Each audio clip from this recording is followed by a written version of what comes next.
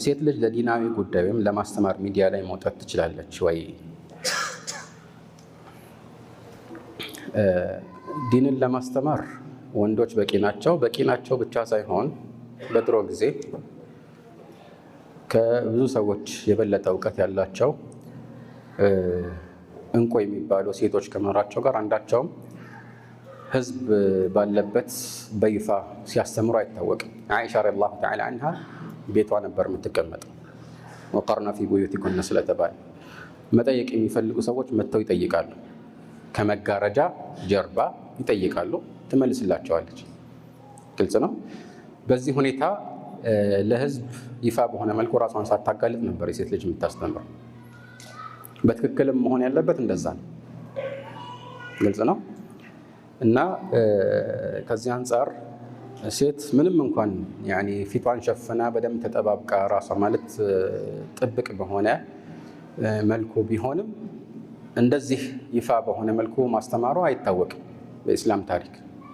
እንዳልኳችሁ ዓሊማ የሆነ ሴት ካለች ኪታብ የምታስቀራም ቤቷ ትቀመጣለች። የሆኑ ሼኾች ወይ ተማሪዎች መጥተው አንዳንዴ ይጠይቋታል፣ ትመልሳለች ወይ ታስተምራቸዋለች ከመጋረጃ ጀርባ እንጂ መስጂድ ለምሳሌ ወይ የሆነ ይፋዊ እንደዚህ አዳራሽ ምናምን ተደርጎላት ለወንዶች የምታስተምርበት አጋጣሚ ይሄ አይደለም። እና ጭራሽ ደግሞ ፊቷን ገልጣ ተኳኩላ አምራ ምናልባት ወጣት ሆና ኧረ ችግር የለም ኒቃብ እኮ ኺላፍ አለው ትላለች።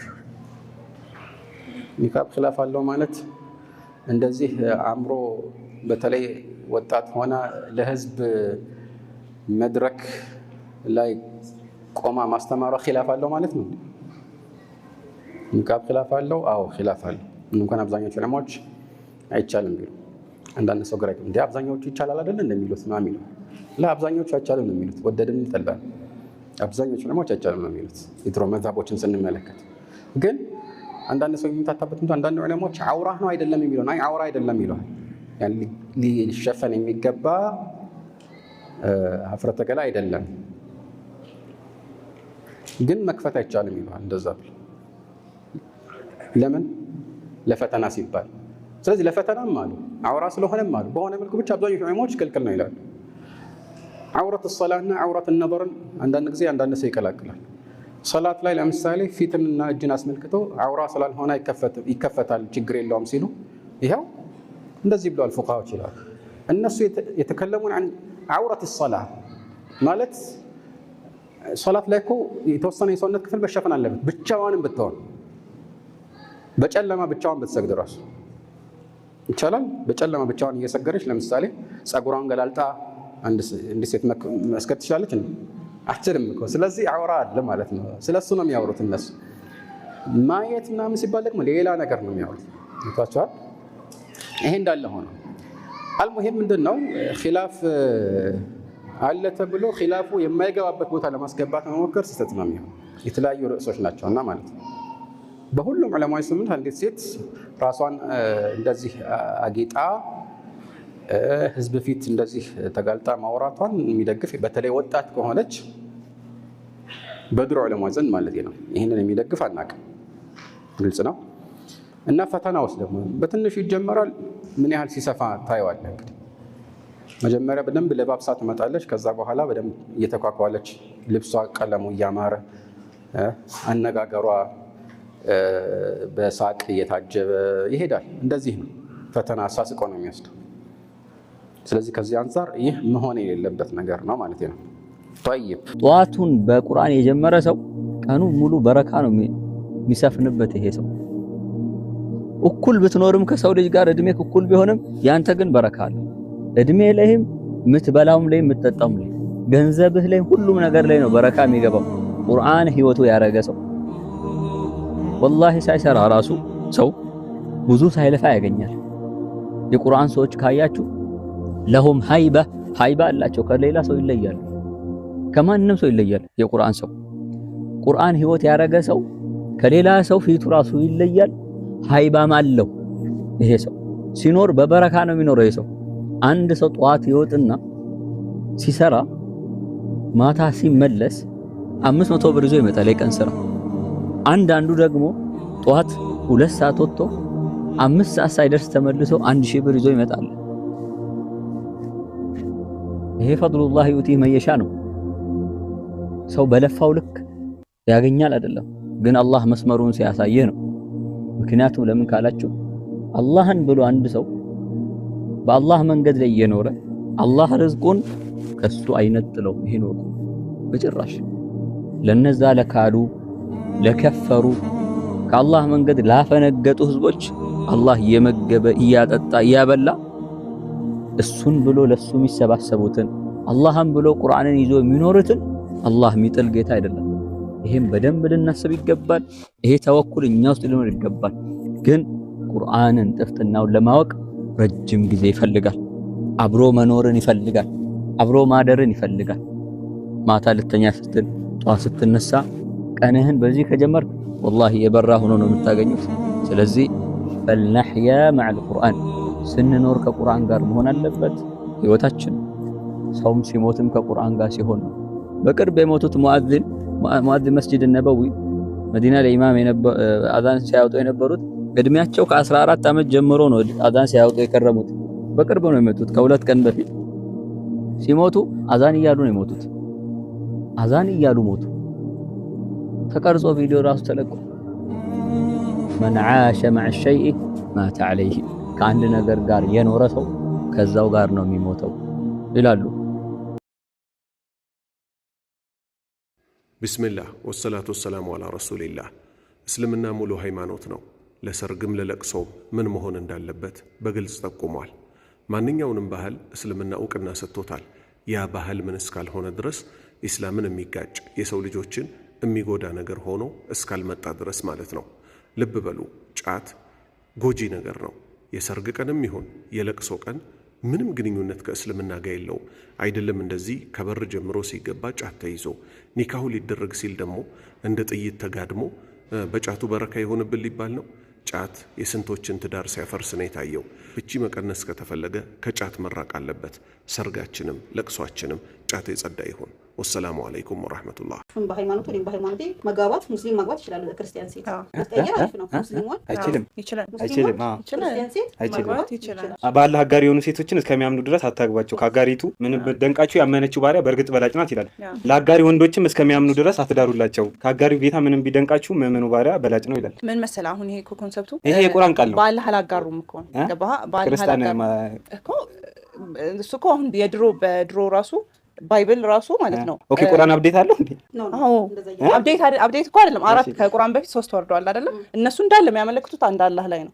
ግን ደግሞ ይሄ ሩሉ ነው ህጉን የተቀየረ። ውይይታቸውን እንደሰማችሁት ነው። እኔ እንኳን በዚህ ርዕስ ላይ ለማውራት ሳይሆን አንድ ነገርን ለማሳሰብ ነው። እንደምትመለከቱት በዚህ መልኩ ተሰብስበው ያወሩ ያለበት ጉዳይ በጣም አሳሳቢ፣ እውቀት ያላቸው ዒልም ያላቸው ሰዎች የእነሱን ንግግር የሚፈልግ የዑለሞችን ፈትዋ የሚፈልግ የሆነ ጉዳይ ነው። ነገር ግን ዲን ላይ ሲሆን ሸሪዓ ላይ ሲሆን ሁሉም ሰው እንደምትመለከቱት የራሱን ሐሳብና አስተያየት ያስቀምጥበታል። የእስልምና እምነት ተከታይም ከእስልምና እምነት ውጭ ያሉትም በዚህ መልኩ ተሰብስበው አንዱ ይቻላል አንዱ አይቻልም እያሉ ስለ ዲን ስለ ሸሪዓ በዚህ አይነት መልኩ እያወሩ ነው። እውቀት የሌላቸው ወይም ደግሞ አናሳ እውቀት ያላቸው ሰዎች ታላላቅ ዑለሞች የተለያየ አስተያየት የሚያስቀምጡባቸውን ጉዳዮች ገብተው ሲፈተፍቱ እየተሰማ ነው። በዲን ላይ የሆነ ነገር መናገር ፈትዋን መናገር ማለት ልናውቀው የሚገባ ነገር አላህን ወክለን ነቢዩን ሰለላሁ ዐለይሂ ወሰለም ወክለን የሆነን ሸሪዓ የሆነን ሁክምን ማስተላለፍ ማለት ነው። አላህና መልእክተኛውን ወክሎ እየተናገረ መሆኑን በደንብ ማሰብ ይኖርበታል። እንደምናስበው ነገሩ ቀላል አይደለም። እነዚህ ሰዎች ይቻላል አይቻልም ብሎ በዚህ መልኩ እንደዚህ ብሎ የለቀቁት ነገር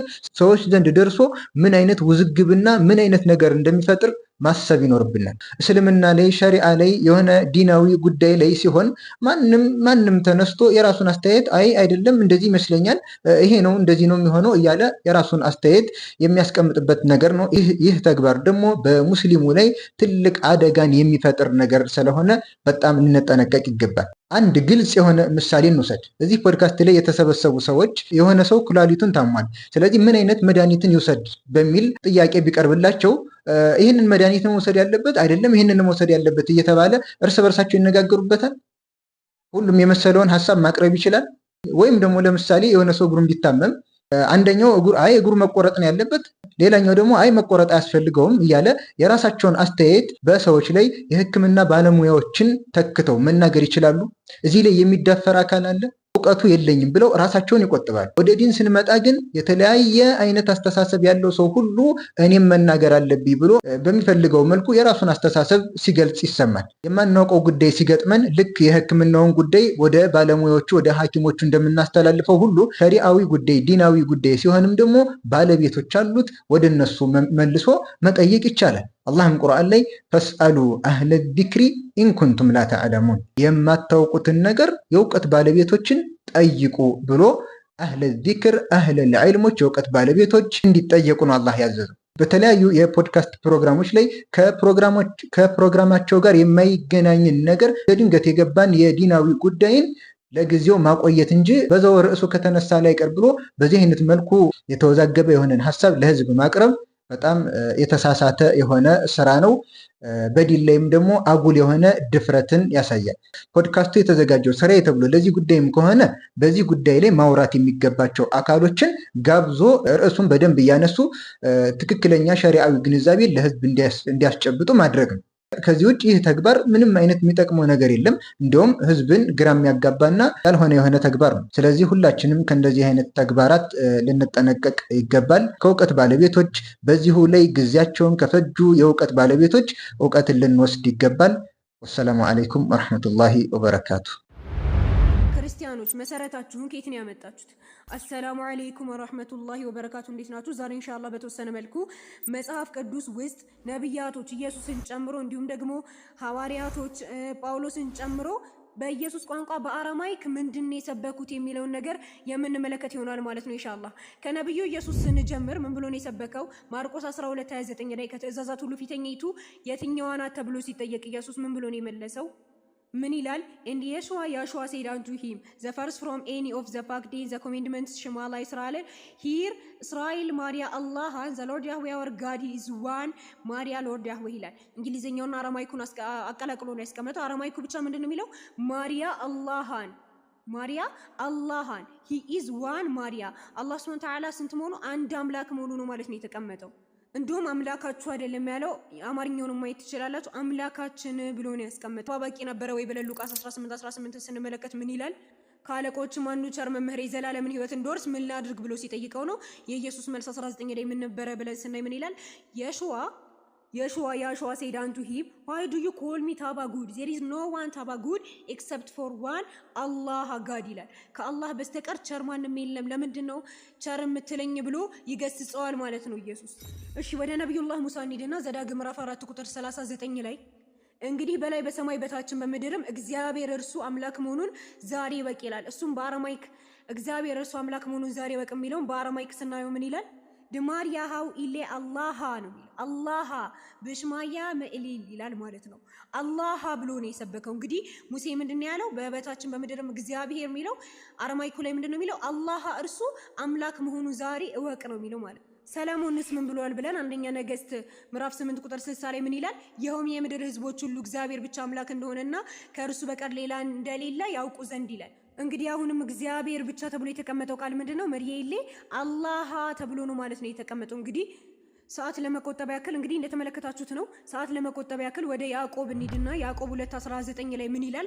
ወደ ሐዋርያቶች ሄደን ማለት ነው 2:19 ላይ ምን ይላል? ያዕቆብ 2:19 you believe that Allah God is one አላህ ስንት አምላክ ነው? አንድ አምላክ ነው አላህ Subhanahu Wa Ta'ala። እንግዲህ ሐዋርያቶች ምን እያሉ ነው? አላህ God is one በአረማይኩ ምንድነው የሚለው? አላህ ተብሎ ነው ማለት ነው የተቀመጠው። እግዚአብሔር አንድ እንደሆነ አንተ ታምናለህ የሚለው ምንድነው የሚለው? you believe that Allah God is one። ወደ ሐዋርያው ጴጥሮስ እንሂድና የሐዋርያት ሥራ 33 ላይ ጴጥሮስ ሲያስተምር ምንድነው ያለው? ስለዚህ ያን ጊዜ ወደ አንተ ላኩኝ፣ አንተን በመምጣት መልካም አድርገሃል። እንግዲህ አንተ ከእግዚአብሔር ዘንድ የተዘዝከውን ሁሉ እንሰማኛ ሁላችን አሁን በእግዚአብሔር ፊት በዚህ አለን። እግዚአብሔር በሚለው የተቀመጠው ምንድነው ብለን አረማይኩ ስንመለከት ምንድነው የሚለው? we desire to hear all which has been commanded unto you from Allah God ነው የሚለው። እንግዲህ ጴጥሮስ ምን ብሎ ነው ያስተማረው? አላህን ነው ማለት ነው። እንግዲህ ሐዋርያቶችም አላህን ነው የሰበኩት፣ አላህን Subhanahu Wa Ta'ala ነው የሰበኩት። እሺ ጳውሎስሳ አምላክ ማን ነው ብሎ ነው የሚያምነው? አንደኛ ቆሮንቶስ ምዕራፍ 8 ቁጥር 6 ላይ ምን ይላል?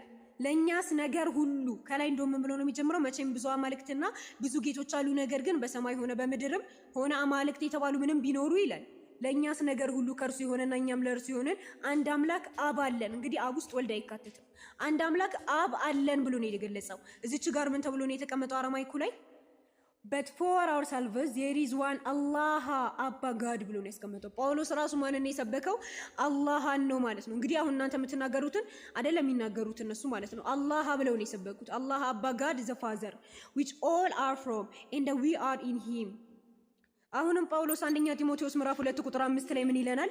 for Allah God is one አላህ Subhanahu wa ta'ala አንድ መሆኑን አስቀመጠ። ከዛስ and the mediator of Allah God and of the son of man is one በአላህና በሰው መካከል ደግሞ ያለው አንድ አለ። እሱ ማን ነው? the son of man የሰው ልጅ የሆነው ኢየሱስ መሲህ የሹዋ the anointed one ምን የሆነው ሰው የሆነው ኢየሱስ ክርስቶስ ነው። አንዱ አምላክ ግን ማን ነው ብሎናል ከላይ? for Allah God is one አንዱ አምላክ አላህ ነው። ከዛ ደግሞ በመሐከል ያለው አስታራቂና መልእክተኛ የሆነው ደግሞ the mediator of Allah God and of the son of man is one በአላህና በሰዎች መካከል ያለው መልእክተኛና አስታራቂ ደግሞ ማን ነው? the son of man ቅድሚያ ያለው የሰው ልጅ የሆነው ኢየሱስ መሲህ የሹዋ the anointed one ያለው ማለት ነው። ከዛ ኢየሱስ ክርስቶስ መሆኑን አስቀመጠ ማለት ነው። እንደተመለከታችሁት ነብዩ መሐመድ ሰለላሁ ዐለይሂ ወሰለም የአላህን አንድነትን የሰበኩት። እንግዲህ ነብያትም ሐዋርያትም ሁሉም የአላህን ሱብሃነሁ ወተዓላ አንድነትን የሰበኩት። አብ ወልድ መንፈስ ቅዱስ የምትሉት ኬት አምጥታችሁት ነው? እስኪ ንገሩ። ኬት ነው ማስረጃችሁን የያዛችሁት? ነብያት አብ ወልድ መንፈስ ቅዱስ ብለው ሰብከው አያውቁም። ኢየሱስ አብ ወልድ መንፈስ ቅዱስ ከነብያቶች ውስጥ አንዱ የሆነው ኢየሱስ አብ ወልድ መንፈስ ቅዱስ ብለው ሰብከው አያውቅም። ሐዋርያቶች አብ ወልድ መንፈስ ቅዱስ ብለው ሰብከው አያውቁም። ጳውሎስም ቢሆን አብ ወልድ መንፈስ ቅዱስ አንድ አምላክ ብሎ ሰብኮ በፍጹም አያውቅም። ኬት ነው ያመጣችሁት? እስኪ ያሳዩን። መጽሐፍ ቅዱስ ላይ ጠይቁ። እስኪ አባቶቻችሁን ጠይቋቸው። አብ ወልድ መንፈስ ቅዱስ አንድ አምላክ የምንለው እኛ ኬት አምጥተን ነው በሏቸው። ማን ያዘዘን በሏቸው። እንደው ድንገት እንደ ማስረጃ ብሎ ማቴዎስ ወንጌል ምዕራፍ 28 ቁጥር 19 ላይ እንግዲህ ሂዱና አሕዛብን ሁሉ በአብ በወልድና በመንፈስ ቅዱስም እያጠመቃቸዋቸው ያዘዝኳቸውን ሁሉ እንዲጠብቁ አስተምሯቸውና ደቀ መዛሙርት ያድርጓቸው የሚለው ይሄንን እንደ ድንገት ከሰጧቸው አንደኛ ነገር አንድ ላይ መደርደራቸው ብቻ ሶስት አምላክ አያደርጋቸው። ምክንያቱም ሉቃስ 9 ምዕራፍ 26 ቁጥር 26 ላይ በእኔና በቃል የሚያፍር ሁሉ የሰው ልጅ በክብሩ በአባቱና በቅዱሳን መላእክት ፊት ይላል ክብርም ሲመጣ በእርሱ ያፍርበታል ይላል። እንግዲህ አብ ወልድና መላእክት አንድ ላይ ተደርድረዋል። ስለዚህ እናመልካቸውም። ሲቀጥል ደግሞ ይሄ ራሱ ቅጥፈት ነው ብለው አባቶች አስቀምጠውታል። ይሄ ማቴዎስ 28:19 ላይ ያለው አብ ወልድ መንፈስ ቅዱስ የሚለው ኢየሱስ አልተናገረውም ብለዋል። ይቺ ናት በቃ እንዳያለቻቸው እሱንም ኢየሱስ አልተናገረውም። አንቻር ባይብል ዲክሽነሪ ላይ እንደውም ምን ተቀምጧል? ማቴዎስ 28:19 ኮት አድርጎ ምን ብለዋል? it is not an authentic saying of Jesus ይሄ ትክክለኛ የኢየሱስ ክርስቶስ ንግግር አይደለም ብሎ አስቀምጧል ማለት ነው። not even ይላል an elaboration of Jesus saying on baptism በባፕቲዝም በጥምቀት ላይ ኢየሱስ የተናገረው ራሱ አይደለም ተብሎ ተቀምጧል ማለት ነው። እንግዲህ አንደኛ ነገር ቅጥፈት ነው። ሲቀጥል ደግሞ ሶስቱም ስለተደረደሩ አንድ አምላክ አያደርጋቸውም። ከመላእክትም ጋር ተደርድረዋል ማለት ነው አብና ወልድ። ስለዚህ ይሄ ብቻ አምላክነትን አያሳይም። በስተመጨረሻ ምልላችሁ ፈልጋለሁ ሱረቱል ማኢዳ ምዕራፍ 5 ቁጥር 73 ላይ ምን ይላል? ለቀድ ከፈረ الذين قالوا ان الله ثالث ثلاثه وما من اله الا اله واحد እነዚህ አላህ Subhanahu Wa Ta'ala ሶስተኛ ነው ያሉ በእርግጥም ካዱ። ያ ሁሉ ነብያቶች ሁሉ የሰበኩት አላህ ነው እያናገራቸው ያለው አላህ ሶስተኛ ነው ያሉ በእርግጥም ካዱ። وما من اله الا اله واحد ከአምላክ አንድ አምላክ እንጂ ሌላ የለም። ወኢለም ያንተሁ عما يقولون ليمسن الذين كفروا منهم عذاب أليم ከሚሉትም ነገር ባይከለከሉ ከነሱ እነዚህ የካዱትን አሳማሚ ቅጣት በእርግጥ ይነካቸዋል ይላል ማለት ነው። ወሰላሙ አለይኩም ወራህመቱላሂ ወበረካቱ።